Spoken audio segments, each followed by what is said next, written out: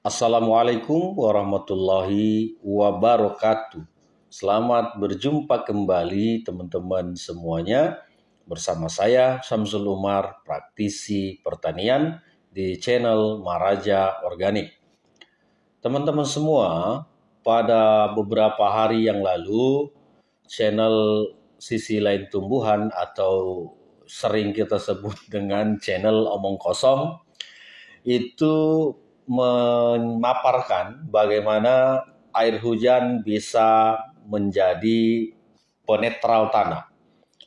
Jadi sekian lama kami mendampingi petani, ini baru ada satu konten kreator yang mengatakan bahwa air hujan bisa menaikkan pH tanah. Pertanyaannya, kalaupun misalnya terjadi hujan basah, dan airnya disimpan di rumah-rumah kita, itu butuh berapa banyak? Kalau skala pot atau skala taman, itu saya kira bisa. Misalnya luasnya hanya 100 meter persegi atau 200 meter persegi, saya yakin dengan kita menyimpan air hujan, itu bisa kita lakukan. Tetapi kalau luasannya 1 hektar, itu berapa kubik yang harus kita tampung air hujan itu? Berapa besar ruangan yang harus kita gunakan untuk menyimpan ruangan itu supaya air hujan ini bisa kita simpan untuk nanti digunakan menjadi penaik pH atau penetral pH pada lahan kita. Teman-teman, untuk saat sekarang ini, apalagi di daerah Jawa, ini agak susah kita mendapatkan hujan basah. Hujan basah itu bisanya hanya di daerah sekitaran pantai. Kenapa? Karena di situ dekat dengan laut. Garam yang dikandung oleh air hujan ini itu volumenya lebih tinggi, kandungannya lebih tinggi dibanding dengan yang ada di perkotaan, yang mana di atmosfernya ini itu sudah banyak polutan atau polusi dari kendaraan bermotor, dari pabrik-pabrik. Nah, ini semua ketika misalnya bersamaan dengan air hujan ini masuk ke dalam tanah, ini kan kandungan sulfur oksidanya ini tinggi. Jadi bagaimana mungkin di zaman sekarang ini, apalagi yang daerahnya sudah terkontaminasi atau tercemar dengan polutan atau polusi-polusi udara, bisa menjadikan asam basah. Itu saya pikir tidak akan mungkin. Nah, teman-teman, rata-rata pH pada air hujan yang mana daerahnya ini sudah tidak banyak lagi hutan, ini rata-rata di pH-nya 5. Nah, di situ nanti ada H2O-nya, ada nitratnya, ada asam sulfatnya, ada kandungan garamnya, ada kandungan karbonnya. Nah, di karbon ini silika dengan bentuk abu di situ. Jadi, kalau kita mengatakan bahwa air hujan ini bisa menetralkan pH tanah, dengan disimpan begitu lama air hujan ini sehingga nanti setelah kandungan nitrat dan amoniumnya sudah hilang dari kandungan itu karena menguap, ini butuh berapa banyak yang harus kita berikan dan berapa takarannya. Kita hitung misalnya si air hujan ini yang pH-nya sudah di 6 atau 6,5, perbandingan pencampurannya berapa sehingga dia bisa berfungsi menaikkan pH tanah. Ataukah air hujan ini langsung dituangkan langsung ke lahan atau bagaimana, kan itu yang menjadi problem. Nah, inilah informasi yang menurut saya tidak valid dalam sisi penyampaian dan sisi aplikasi di lapangan. Teman-teman, kalau air hujan ini sekiranya basah, nah ini karena memang air hujan itu ada yang kandungannya asam, ada yang kandungan basah. Air hujan kandungan basah itu rata-rata terjadi di sekitaran pantai. Nah, Sementara kita melakukan penanamannya di dataran rendah yang jauh dari laut dan dataran tinggi yang bagi sayur-sayuran ini kan rata-rata di dataran tinggi. Ah, tidak mungkin kita bisa menggunakan air hujan untuk dijadikan sebagai penetral pH tanah. Teman-teman, air hujan itu memang pada prinsipnya akan sesuai kandungannya dari apa yang dilaluinya. Jadi kalau di situ ada nitrogen oksida atau misalnya sulfur oksida, ini kan tergantung dari suasana wilayah-wilayah yang sifatnya di situ dilalui oleh air hujan itu. Nah, kebanyakan kita di Indonesia sekarang, semua daerah, apalagi di dekat-dekat kota, provinsi atau kabupaten, ini udaranya sudah tidak sehat. Sehingga begitu hujan ini turun, maka dibawalah semua partikel-partikel itu, misalnya zat besi, itu dibawa semua masuk ke dalam tanah. Nah, sedangkan tanah yang mengandung unsur Fe tinggi, itu pasti asam tanahnya. Nah, itu mengandung amonium, tanah itu mengandung amonium, pasti pH-nya asam. Mengandung nitrogen atau nitrat, pasti pH-nya asam. Lalu bagaimana ceritanya air hujan ini bisa dijadikan penetral pH? Saya garis bawahi, itu kosong omongan. Kita balik ya, bukan ngomong kosong, tapi kosong omongannya. Teman-teman semuanya, ketika kita mau menetralkan pH tanah yang lebih praktis, yang lebih murah, yang lebih simpel mendapatkannya, itu dengan menggunakan garam krosok. Sampai dunia kiamat ini, garam krosok tidak akan habis. Sampai pelosok-pelosok itu ada yang namanya garam krosok. Karena biasanya itu ada truk yang membawa ke daerah-daerah menjual garam itu. Nah, inilah yang kita gunakan. Kalaupun misalnya garam krosok ini susah untuk kita dapatkan, gunakan air laut. Bawa jergen, 2 jergen, misalnya pas lewat di dekat pantai, gunakan itu, bawa. Tidak harus mengambil di tengah-tengah. Nah, ini kan satu kesalahan juga. Nah, yang perlu kita hindari itu adalah jangan mengambil air lautnya itu di dekat muara. Kenapa? Karena di dekat muara itu pertemuan antara tawar dan garam.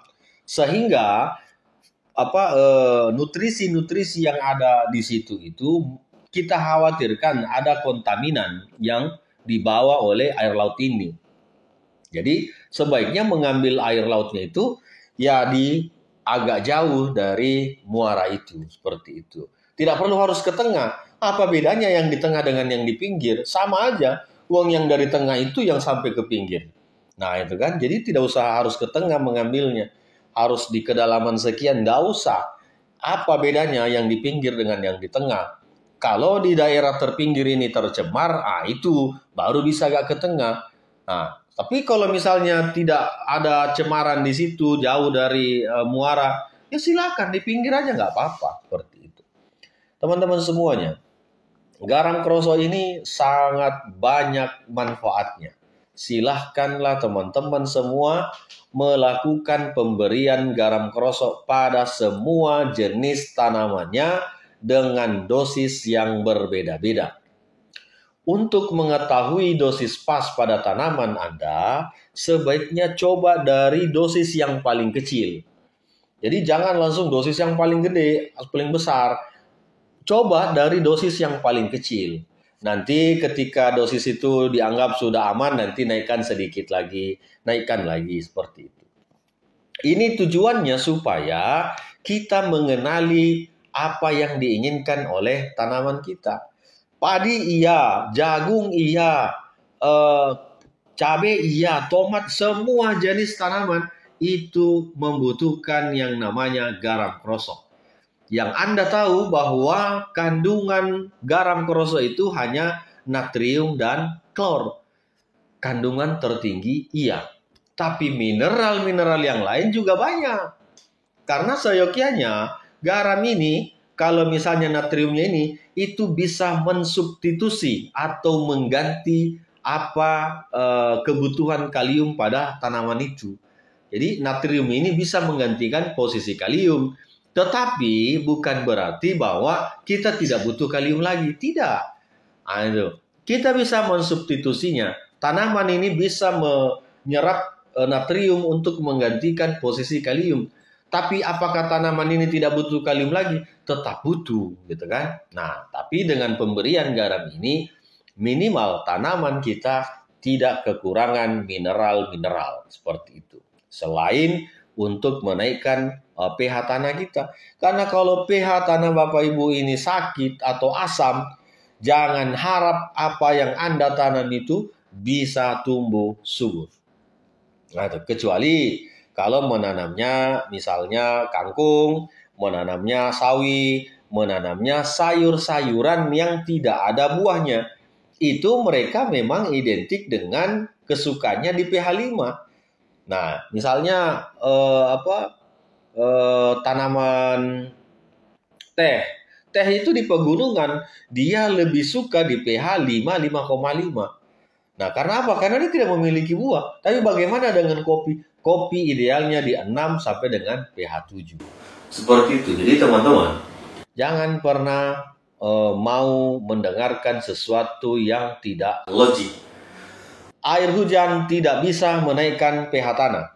Air hujan basah pun kalau mau digunakan, berapa banyak takaran yang harus kita siapkan ketika misalnya lahan kita 1 hektar. Apa kita mau menyimpan air sebanyak 5.000 liter? Kan kacau gitu kan cara berpikirnya. Apakah mau misalnya 5 liter ini nanti diairkan ke lahan-lahan supaya, berarti teman-teman semua harus punya tandon-tandon yang isi 1.000 liter itu di rumahnya masing-masing. Kan tidak logik. Kalau menggunakan garam 1 hektar cukup 200 kilo. Nah itu. Atau misalnya mau menggunakan dolomit 3,5 ton untuk naik 1 strip. Nah itu kenapa saya tidak pernah mereferensikan menggunakan kapur dolomit. Saya lebih mereferensikan menggunakan garam kerosok. Teman-teman semuanya, kalau misalnya air hujan ini kita simpan dan bisa menaikkan pH, itu butuh tempat, butuh tenaga yang besar, butuh waktu yang lama untuk bisa menyelesaikan pekerjaan itu. Nah, bagaimana ketika misalnya ada penyampaian bahwa tidak mungkin air hujan bisa membuat tanah asam. Teman-teman, secara sekilas kalau air hujan ini tidak mengendap, tidak tidak sampai tergenang di lahan kita, dan intensitas volumenya tidak setiap hari, itu tidak bakalan membuat pH tanah kita menjadi asam.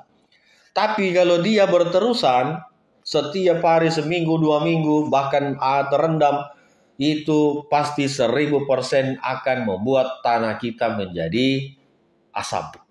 Contoh sederhananya, kalau misalnya kita menyimpan parang kita di luar terkena air hujan tidak diganggu-ganggu, semakin lama semakin berkarat. Itu pertanda bahwa hujan yang menyebabkan parang ini tadi berkarat karena kandungan asam sulfatnya di situ.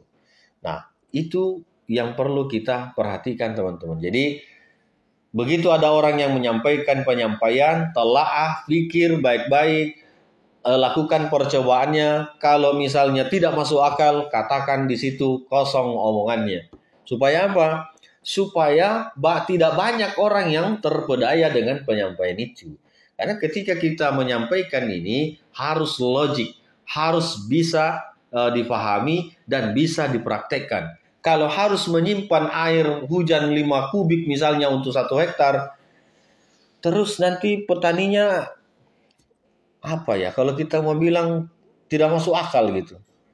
Ya kan? Tapi kalau menyimpan garam 200 kilo, itu pasti semua petani bisa laksanakan, bisa kerjakan. Begitu. Saya kira begitu teman-teman, ucapan dari kosong omongan ini perlu kita tinjau kembali, kita pikir secara logika yang baik, sehingga tidak menimbulkan kerancuan di dalam berpikirnya teman-teman petani. Terima kasih. Assalamualaikum warahmatullahi wabarakatuh.